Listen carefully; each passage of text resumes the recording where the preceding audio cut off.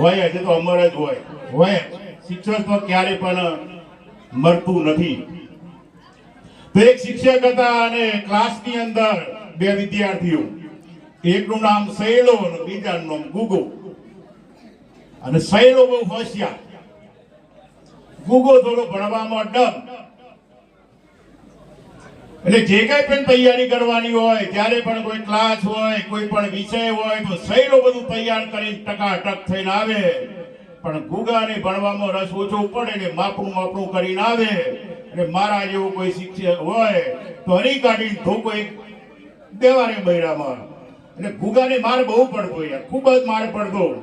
સમય જતા સહેલો ખૂબ ભણ્યો અને લગભગ ઉચ્ચ કક્ષાનું શિક્ષણ એને પ્રાપ્ત કરી અને આઈએએસ ની તૈયારી કરવા લાગ્યો. જ્યારે ગુગો મોડ દસરાતો 12મા સુધી ભણ્યો અને 12મું પાસ કરી એને પછી ગામ પકડી પાડી. સમય જતા એવું થયું કે સહેલો આઈએએસ અધિકારી બન્યો. અને બીજી બાજુ કથા એવી ચાલુ થઈ કે ગુગો ગામનો સરપંચનું ઇલેક્શન લડ્યો અને જીતીને સરપંચ બન્યો અને સમય જતા ધારાસભ્ય બન્યો. હવે થયું એમ, સાહેબને પેન્શનના કાગળની અંદર કોઈ લોચો પડે. વાયા સમાચાર મળ્યા. આજે તો તમે હૃદયંગમ સ્નેહ મિલન જયારે રાખી છે ત્યારે આ સૌને અમે જોઈ શકીએ છીએ, આનંદ છે. સાહેબને વાયા સમાચાર મળ્યા કે સાહેબ તમારા કામ પતાવવું હોય તો તમારો વિદ્યાર્થી છે સહેલો, અને સહેલો તો આઈએએસ અધિકારી બની ગયો.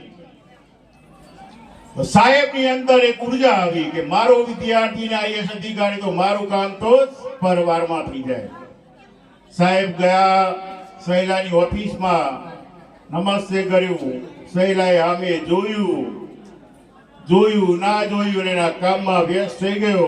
સાહેબે કીધું કોઈ સાહેબ જોઈ લો, આ સાહેબ જોજો, તમે અમારી ફાઇલ છે, તમે ફટાફટ કામ કરાવજો. સહેલાએ હા કર્યું કે હા થઈ જશે તમે નીકળો. સાહેબ નીકળ્યા.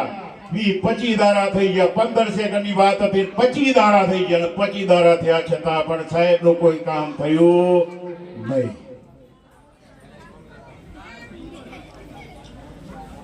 તો છે શિક્ષકની તમને એક વાત કહું, વાંધો નથી દેવા ભાઈ, લંબા છે તો વાંધો